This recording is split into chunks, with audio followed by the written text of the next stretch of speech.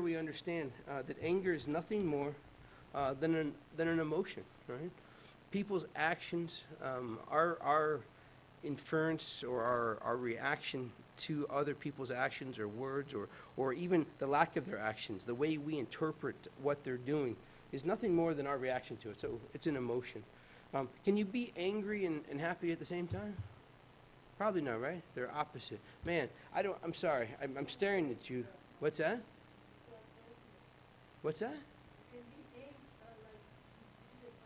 Yes. Angry and happy at the same time. If you're crazy. Well, we're going to get to that. But I'm sorry, I keep staring at you. I don't know your name. In the third row on the end. You look, the best man at my wedding. You look just like his mother. Mary Jo is her name. So I'm sorry, I looked at you like 3 times. But Mary Jo is her name, yeah. You look just like her. So you have a twin that you don't know about. Amazing. So the question is yes, if you're crazy, I guess, yeah. If you're disturbed, I guess. But it's really hard to be angry and happy, to experience those at the same time. So the question is, or what this page is explaining to us is when we're angry, we're blocking out happiness, we're blocking out peace, we're disturbing ourselves, right? What does it say here? It destroys peace in the individual. It can take over in the face of conflict. So in relationships, right, where a lot of anger can happen sometimes, when we react, right, angrily, my English is really bad, I'm sorry, forgive me. I'm not sure how to say that, right? But my point is, when we react out of anger, that we have the absence of that love. We have the absence of that happiness. So it's really hard to resolve conflict when we're responding out of anger. Here's the good news, though. It helps us survive, right? Every animal can experience anger. And in some instances, that anger saves our lives, right? That fight or flight mechanism, the protection of ourselves, the survival of life. But with humans, they go on to tell us it really can be a hindrance, right? Because let's face it, we don't live in the jungle anymore. We don't have natural predators per se. So when we as humans get angry, it usually inhibits a rational response, right? It interrupts reason and balance, which creates emotional damage to just me or to others. Everybody, right? The person that's angry, the person you're lashing out on, responding to. It can create emotional damage on both sides that can scar people for life, right? How many of us carry the results or the consequences of other people's anger or our anger for decades sometimes, right? Just in one instance, a couple seconds, and you can ruin a relationship for a lifetime sometimes, if you let it. I mean, we're going to talk about ways to prevent that. The other thing that Joanna describes anger as is, think of a forest fire, right? Does it start in a big blaze?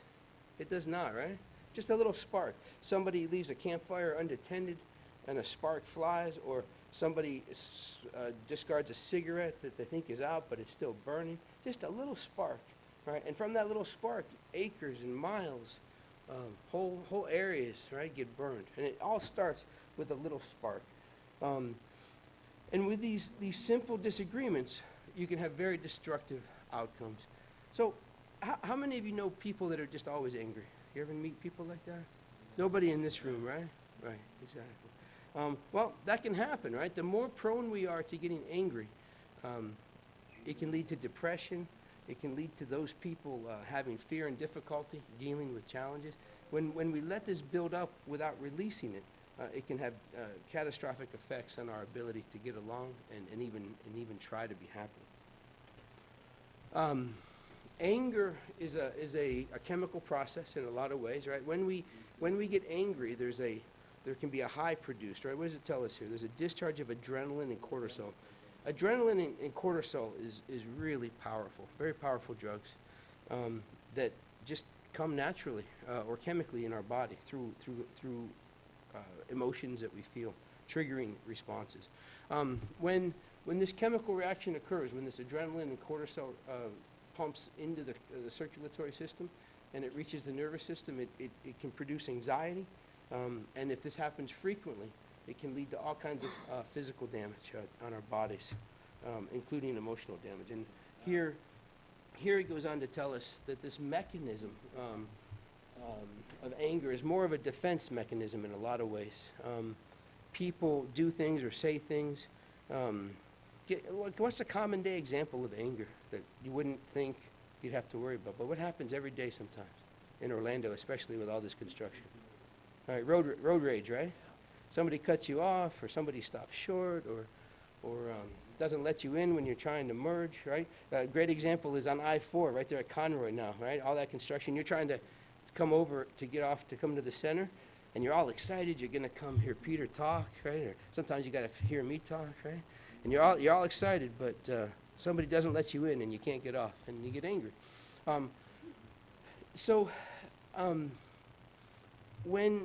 When these little things happen, these little sparks, it just reduces a rational reaction, like we've said. You can't be happy or rational when you're in the heat of the moment of anger. And over time, repeated episodes of this weakens our strength, and it can lend itself to the habit of responding angrily, unfortunately. Nobody in here, though, right? Yes, all happy faces. Good. But in those of us that have this issue, right, that don't release it, that don't work on it, or don't develop strategies that we'll talk about, a lot of times our first response to anything is anger or negativity, right? Because we don't want to get hurt, so we lash out, or we put up a wall to defend ourselves because we think everybody's out to get us. And unfortunately, this creates what Joanna calls a vicious circle, right? A circle of anger, right? And it's very vicious, where aggressive behavior develops, and you just live in this state of perpetual bad mood. I had the day off yesterday, Wednesday, I was off. So I went to my nephew's breakfast at his school, right? Just the boys, and they brought their dad or their uncle or their grandpa. So I was there with him having a great time. I did a talk after that for his classroom about my profession. And then I spent the time with some family members. And I have a family member, I don't want to name any names, right? But I have a family member that kind of lives this way, just kind of angry and moody, right? And there was a time in this relationship where I didn't practice some of the things we're going to talk about today. And I'd be on eggshells because you're just expecting this guy to blow up sometimes or be mad or angry. And I can remember a decade ago, probably even 5 years ago, where I would respond shortly and abruptly, just in anticipation of this, right? I was preparing myself. So I was becoming like this sometimes whenever I was around him. But it was interesting yesterday, because I remember I prepared this many years ago. I reviewed it and tweaked it a little bit. Actually, early that morning, I was working on it, and I even worked on it a little bit on my laptop before I went to the house where I was hanging out with this family member that I was telling you about.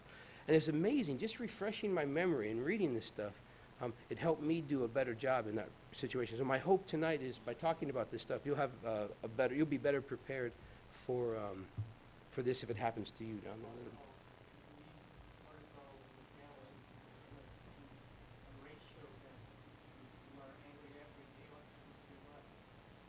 If you, oh yeah, if it happens a lot, overdose on that, and it messes. I think there's a slide in here that'll talk about different body systems that are impacted by it. So anger, Joanna tells us or reminds us, it has two paths of origin, okay? The first one she talks about is more remote. It's the spiritual route. So what she's talking about there is I can't give you specifics about me necessarily, not currently, maybe when I was younger, but you ever meet people that for the most part there are no issues, but there's just maybe one or two things that trigger them, and if you talk to them about it, they can't even tell you why. They just know that they're aggravated. Something about this situation just aggravates them. So what Joanna would say is this more remote experience of anger, when there's no present-day cause that can explain it or a present-day trigger, more than likely that comes from a previous life, right? There's something imprinted on your spirit, on your soul, from a past experience. She describes it as when in a previous life when you may have been more arrogant and narrow-minded, where you imposed yourself on others, leading to of oppression and disrespect to the rights of others. There's something still lingering from the past that you haven't worked out, and you're sensitive to it in this life, even though there's no explanation. Does that make sense? All right, good. Because that was a paragraph I had to read a couple times. But the more obvious, right, and I think what we can all relate to is the second route of anger, and that's the current origin. Present-day events that provoke anger due to temperamental, right? Let's say you're not a morning person, but you got to go to a morning meeting once a month with your boss, and your boss isn't the nicest guy, right? So maybe you have shorter fuse that day, right? Because it's not your time of day, and you don't really like being there. So you're temperamental. Educational, a good example of that is, and I have a friend that's been in this situation. Excellent guy, hardworking, smart, goes out of his way to help others, build teams, right? He applies for a promotion, right? He's been doing the job for years. He's got the skill set, he's got the customers, but he's overlooked because he doesn't have the right degree, right? Well, that builds up over time. You get mad, you get angry, right? Because of an educational situation. How about money, right? Socioeconomic situations. How often do we get mad because of money? We didn't get the raise, or we don't make enough, or we made bad choices with money. We don't have enough to pay the rent, or, whatever, can't go to school because we can't pay the tuition, stuff like that, right? So those situations are all of these are very real triggers, and they factor into these situations that causes conflict.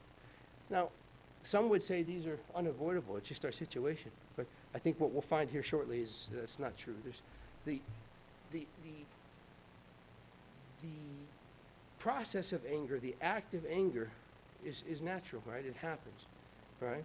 But it can be controlled, and we're going to talk about that in a little bit. Because as Joanna tells us, regardless of the cause, right? If you can keep yourself in balance, that's going to be your best preventative medicine. So even though we're all prone to anger, even though we're all subject to being a victim of anger or producing anger towards others or throwing it out at others, if we keep ourselves in balance, we can prevent these from getting worse. So she tells us that when we're faced with new and unexpected events, right, if we're in balance and we try to understand the situation prior to adopting a defensive attitude, it's going to help us greatly. So when we go into situations that could develop into adverse relationships, people offending us or doing things wrong or just being uncomfortable with events that are happening, if we can be balanced about it and just observe, realize that what's happening, to a certain extent, the action itself is out of our control. Our response to the negative actions is very much in our control. And if we can balance that or be in balance, we're going to be better prepared not to blow our fuse, right, and get upset. So how do these sparks become big fires, right? One of the ways is that we let these little small irritations build up, right? The boss, the coworker, the wife, the husband, the brother, the sister, the friend, they do stuff on a regular basis, little things that annoy you, right? But if we don't deal with them as they happen, if we don't find a way to release that, they build up, right? And then eventually, like a volcano, you blow. The pressure just gets to be too much. Because by not releasing them, it affects us emotionally. Even though we're not letting it out, we're not venting it, we're avoiding altercations at the time, all that conflict and turmoil is building up in our brain and our heart, right? And before you know it, we're going to be affected by it emotionally. At some point, our temper is going to be shortened, and we're going to blow. And that can also lead us to being depressed, depressive disorders. You get a feeling of resentment towards those because you didn't respond to it, you didn't try to fix it, you didn't let it out. And you develop this attitude that life isn't fair.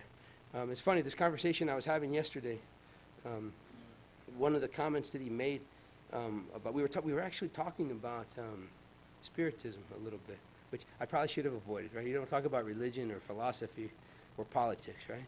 You're supposed to avoid those things with family, friends, and at work. But somehow my belief in reincarnation came up, and that created a spark on his part because he thinks I'm going to go to hell, But anyway, that's a whole different story. But one of the things he said to me when we were trying to talk about reincarnation, and I was explaining to him my belief on this, is I asked him, I said, well, what do you believe? And he said, well, listen, here's what I can't understand, Al. Here's what I don't understand. How come really good people around me, myself included, he says. We pay our taxes, we go to church, we don't lie, we help other people as much as we can, but at every turn, something bad happens to us, right? Something gets in our way.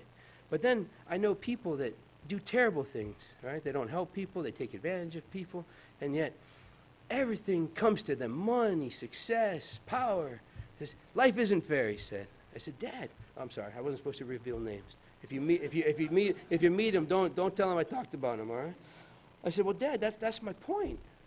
That's my point. That's what makes reincarnation, to me, make sense, because life is fair. If we can see ourselves in this very moment as the consequences of choices we've made in previous lives, right?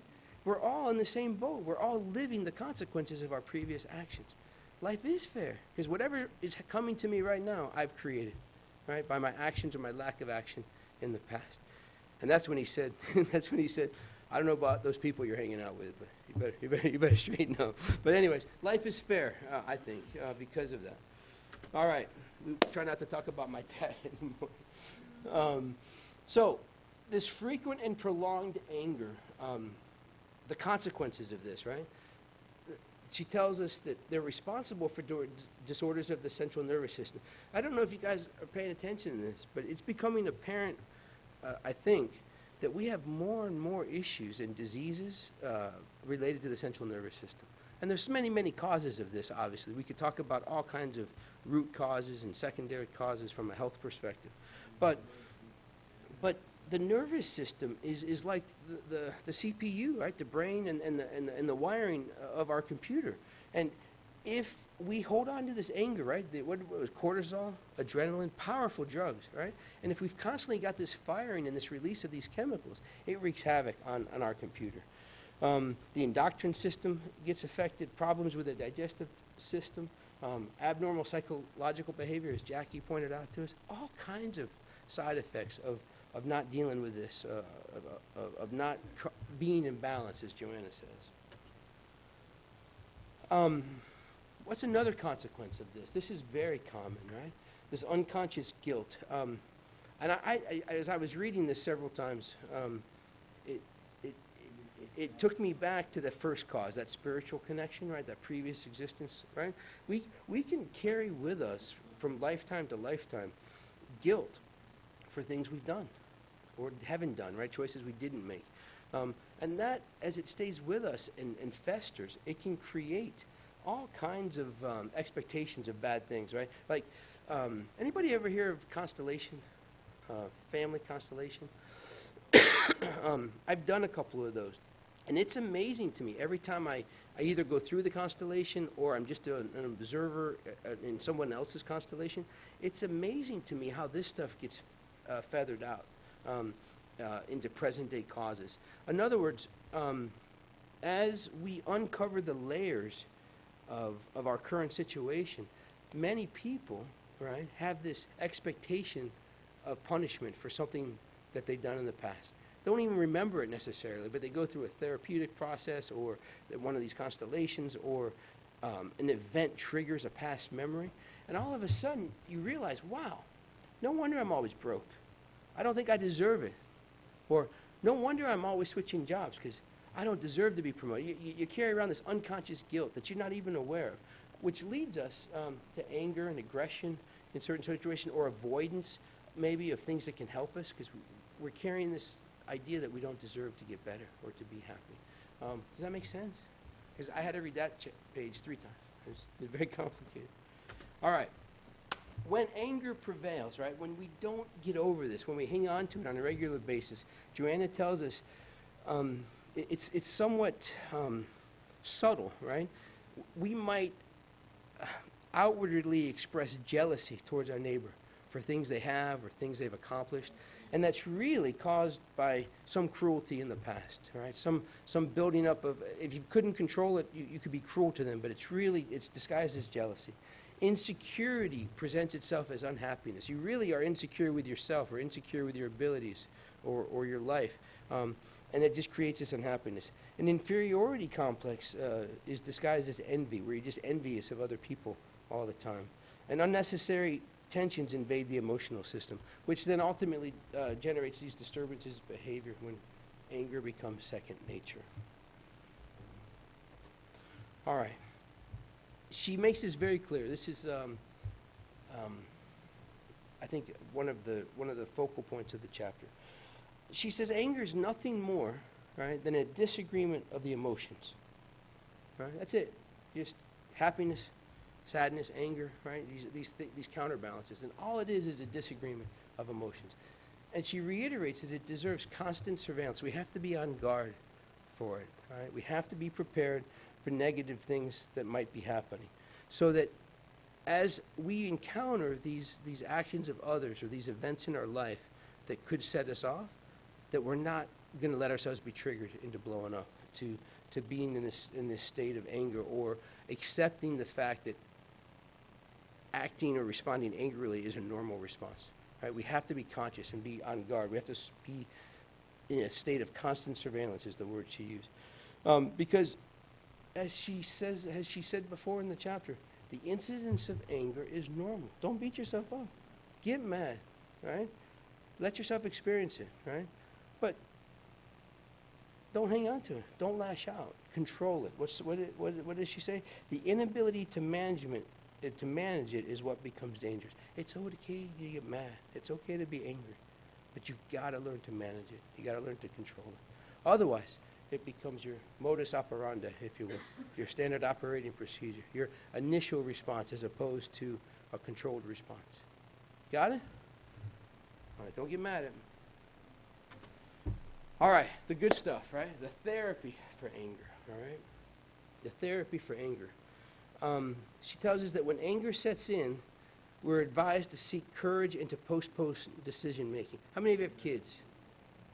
Some of you, right? How many times have you said to your kid, count to 10? Right? You guys know this stuff. You're teaching it to your children, right? Just count to 10, right? You're mad, but take a deep breath and count to 10. All that is postpone decision making. Because in the heat of the moment, when we're angry, where are we? We're in a state of imbalance. We've blocked out a rational response. So if we make a decision right there in the moment of anger, chances are it's going to be bad, right? So take a deep breath, count to 10, walk away, right? Don't make a decision right then and there. Because that's going to allow you to communicate more clarity when you step back and come back to it, when you take a break, right? And if you're like me, sometimes 10 seconds isn't enough, right? It's better to take 10 minutes or come back another day perhaps. So that you can further the discussion to reduce wounded egos. Remember my definition for EGO? What's my acronym? Not mine. I can't take credit from it. I heard it from somebody else. EGO. Edging God out. Right? When we act from our anger, right, we're edging God out. Because God comes from a place of love. Ego comes from a place of the opposite of love. It's about pride and I'm right, you're wrong. So when we act with a wounded ego, we're edging God out. And that leads to inappropriate actions. So it's better to take a break, walk away, count to 10, so that we can better prepare ourselves to have that conversation, because anger obviously is coming from wounded egos. We've hurt somebody, someone's hurt us, and by walking away and coming back, we have a better chance of repairing that situation. All right. What else does Joanna say? She says silence constitutes an indispensable resource to avoid the feeling of irritation and its consequences. Again, take a deep breath, count to 10. Or, hey, can I call you right back? Give me 1 second. I got to take care of something. I'm going to call you back. Or maybe honesty is the best policy. Right? Hey, I'm really angry right now. It's not, don't take it personally. This is my problem. Just, I want to just go get a cup of coffee. I want to take a break. Can I call you back in 10 minutes? Be honest about it, right? That's probably the best way. And if we can do this, right, it's going to stop the invasion of the mental bombardment imposed by our opponent. So somebody in this example is lashing out at us, giving us a hard time. They're insulting us, whether they're doing it intentionally or not. If we're perceiving negativity, right, instead of trying to overcome that anger right then and there, and continuing the conversation, take a break, right? Silence is a great thing in that situation, so you can regroup. she encourages us to cultivate a mindset, right, that considers yourself a person with virtues. How many of you look in the mirror in the morning and tell yourself you're a person with virtue?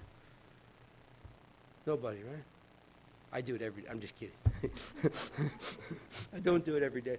But have you ever heard of a concept called mirror work? What's her name? Louise Hayes? Is that her name? She has, there's a couple podcasts I've listened to, her recordings of her, and it's very powerful.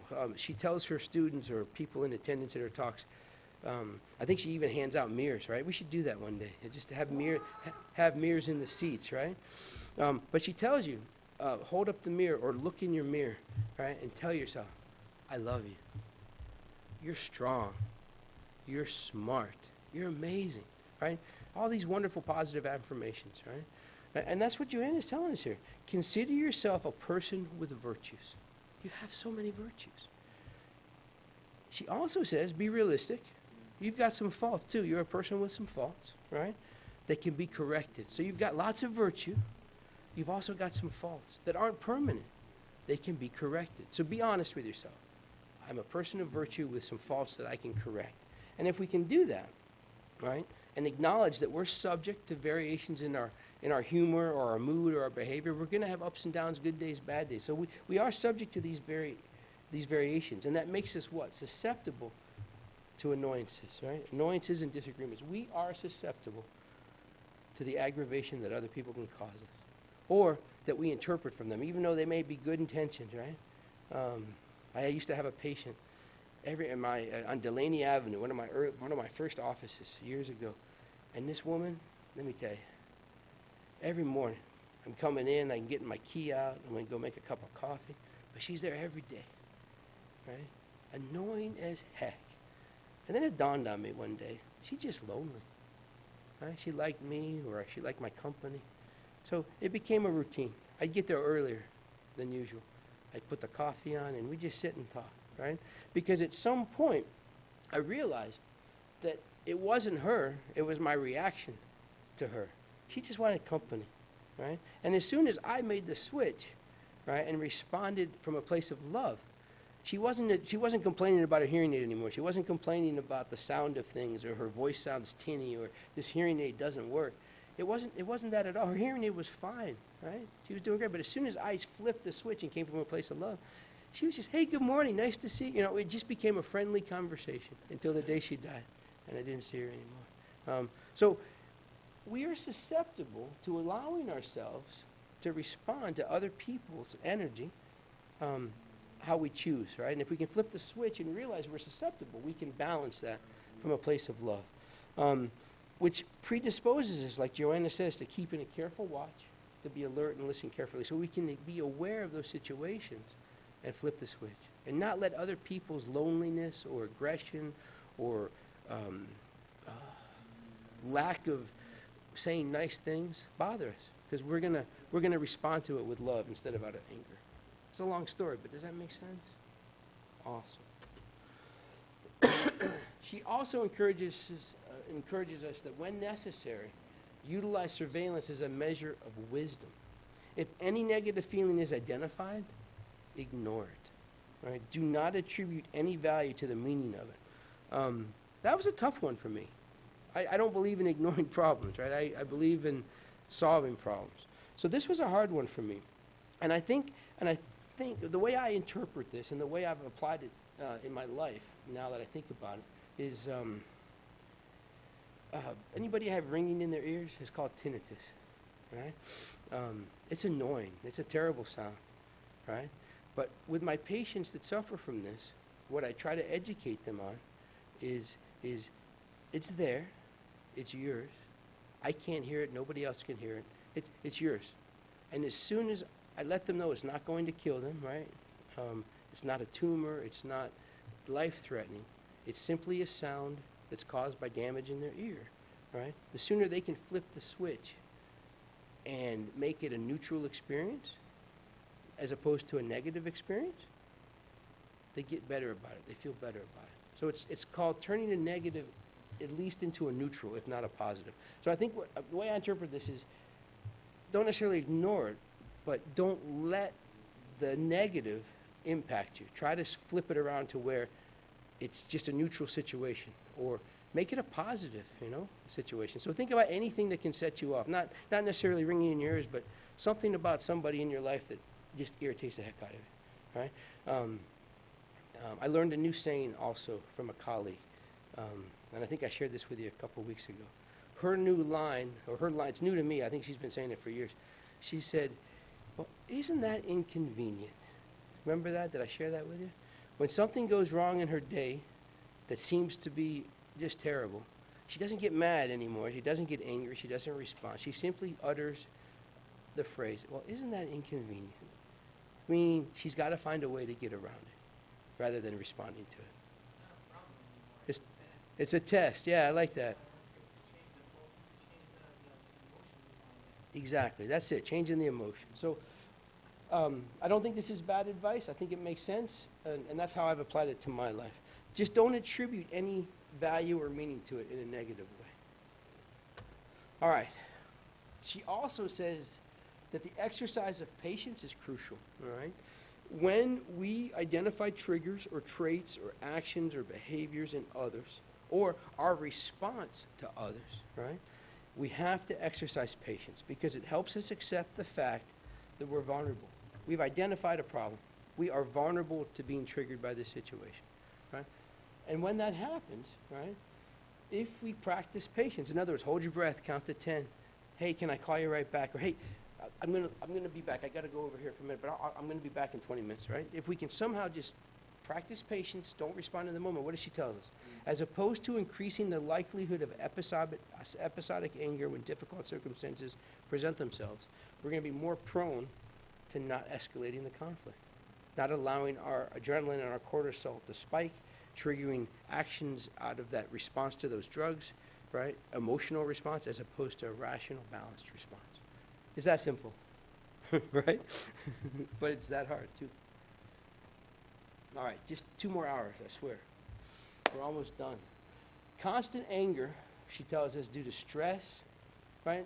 Anxiety, insecurity, morbid fear. These are pretty serious things, right? How many of you meditate on a regular basis? A lot of you. If you don't, I would encourage you to learn. There's so many tools on the internet to help you. You can buy an app for your phone that'll teach you how to meditate. There's a headset it's called Muse. It's a headset with electrodes. It'll show you on your smartphone or your iPad your beta waves, your alpha and beta waves, and it will teach you how to meditate in 3-minute sessions in 10 sessions, right? It's clinically proven to reduce stress, right? People that meditate twice a day for 20 minutes a day, I think, have less heart attacks, they have less strokes, they have less internal disorders, right? Because stress is a killer, right? Why? Cortisol. And what's the other one? Adrenaline. Thank you. Anxiety, right? How do you stop anxiety? Anybody know? It's easy, right? Stop worrying about tomorrow. Right? Be here now, right? Easier said than done, but meditation helps with that. Prayer helps with that. We'll talk more about that. Insecurity is a big cause of anger, right? For things we've talked about. Morbid fear is a strong one. All of these things, all of these conditions, right? She tells us they're assisted greatly with psychological therapy. So my point to this is try to find things that work for you, right? Something that's helped me a lot in the last year and a half is just I've been exercising more, right? It seems like the days that I'm in the gym before I go to work, my day is much easier, right? Because I'm releasing a lot of that stuff with exercise. The days I don't work out, my fuse is a little bit shorter. Not bad anymore like it used to be 10, 15 years ago. I used to have a really bad temper, but not anymore. Part of that is just age and learning, I guess. But a big part of that, I think, right now is exercise. It's helping me. But when exercise doesn't work, when walking away or taking a deep breath doesn't work, get some help. Right? Don't be afraid to get some help.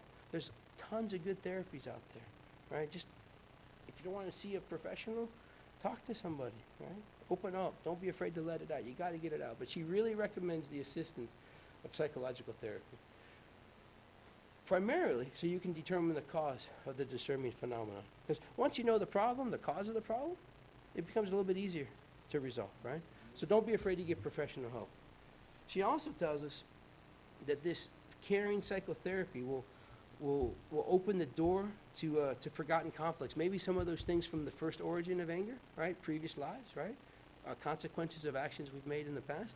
Just by expressing and trying to get it out with a therapist, you're going to uncover these unconscious conflicts, right? Which had their origin in an earlier time, right? So it'll help you address small annoyances that accumulated over time that trigger anger, and it's going to help you resolve the cause. It doesn't have to be, therapy for the rest of your life, right? Some of these are very short. I remember in college, a long time ago, I was living in a house where I was like the nanny, The woman had lost her husband. She wanted a man in the house, more like just a male figure without a love interest. We weren't dating or anything like that. I had my room. The kids were there. I picked them up from school. I dropped them off. I went to classes, but my job was basically taking care of the kids.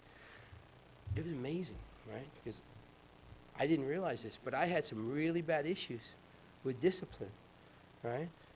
Stemming from, I don't know, of this life, a previous life, but in that one semester, within 3 weeks, I realized that I didn't know how to handle kids, right? It scared the heck out of me, right? I raised my voice. I wanted to spank them. They weren't even my kids. I didn't spank them, I didn't. But I had this urge like, man, you're not going to talk to me like that.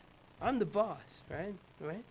But it was awesome because at the university I was in, they had this group therapy opportunity. So students, psychology students under the supervision of a faculty psychologist, you sat there with 12 other people and you went around the room and you talked about your issue. It was amazing. I didn't do it for very long, right? One semester, maybe 10, 12 of these group sessions. But in that short period of time, by identifying the trigger, because what I knew for sure at the time is I wanted to be a dad one day, right? I wanted to have kids. And that made me realize, man, I'm going to be a terrible father if I don't fix this, right? So I went to these simple sessions with other people with their own issues, and just talking about them, getting it out, it helped me find the cause. I identified why I was like that, and it helped teach me how not to do it. I share that with you simply because therapy isn't scary. It wasn't as bad as I might have thought it would be, and it helped a lot. So if you can identify the cause, you can work, or the origin, you can work on the solution. And I'd like to think today I'm a pretty good dad, but you have to ask my daughters when you see them. I don't think they're here tonight, but you have to ask them. I try. And I don't think I would have been like that if I hadn't seen that therapist or that group. So here's some other things that Joanna tells us, right? You can do things besides psychotherapy. You're doing them one of those right now, right? You're in a spiritus center listening to a talk, right? We're going to meditate. You're going to get a pass, right? All these things help balance you. But she points out that prayer therapy, right, which you don't need a group or a professional to do. You can do that anytime, anywhere by yourself, just connecting. Meditation, simple. Right? Once you learn a simple process. So that helps because they provide great resources to control the emotions. The other thing it does is it restocks our vital energy. When we stop momentarily and pray or meditate, it fills our bucket, if you will. It gives back our energy. And that's going to help calm your nervous system, and it's going to assist you with reducing the incidence of anger. We've got all kinds of resources here at the center, right? There's tons of books. You don't have to buy books. There's a whole library on the wall back here. Find a book, take it home, read it. She encourages us to do good reading, right? I don't know about you, but I spend way too much time on Facebook, right? I've been very good lately at eliminating groups and people that are just negative all the time. But you can't escape it. I mean, Facebook, the internet, there's negativity out there.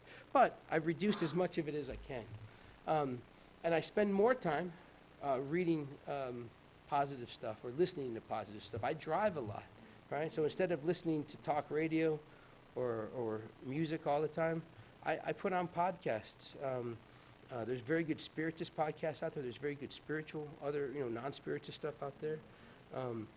Just fill your brain and your ears and your soul with good listening stuff that increases or uplifts your vibration. We've got study groups here on Tuesday nights that you can come to, all kinds of classes that you can come learn more. We have fraternal counseling on Wednesday nights. What time does it start, Peter? 7 o'clock, right? Wednesday night. You can come, you talk to a counselor, not a psychologist, but a spiritist counselor. They listen, and just somebody to listen to your thing. Gospel at Home. How many of you don't know what the Gospel at Home is? Everybody, so I don't have to go into it. But if you know somebody that would benefit from that, we have a team. Someone from the center, is Yvette here? I think it's Yvette, yeah? I don't say, she's out front. But she has a team. They'll go to these people's house, your house. They will teach you how to do the gospel at home. Awesome. So if you know anybody that can benefit that, pass it on. And then obviously passes, right? You come for a lecture, we do vibrations, and then you get a pass. All these things help center you, help balance you, help better prepare you to not respond out of anger. And then finally, she reminds us at the end of this chapter, at the end of the day, self-control is crucial, right? Any action we take or don't take, ultimately we're responsible for, right? We have to practice self-control. We have to use our free will to practice self-control. Because we each have access to it, and we should maintain it in relation to our emotional reactions. Disciplining our will. Remember, habits are formed over time, right? Doing something once is good. Doing something twice is good. 21 times, 30 times, 70 times, right? The more we practice this, the more of a habit becomes. Educating our feelings is important, and you can do that in so many different ways. Reading, practicing, giving yourself strategies to do, all right, to control your feelings. All of these things add up to where you're going to adopt new healthy habits. And ultimately, over time, is going to lead to achieving a rich and healthy existence, which she calls a balanced existence, which I think we all want, right? There's a lot more cool things you could be doing on a Thursday night. But here you are in a Spirit to Center listening to this talk. You guys want more, right? You're on your path. You're here. So I commend you for that, for putting up with my silly jokes. All right? I thank you for your time and attention, and it was my pleasure to share what I learned with you. So have a good night. God bless you.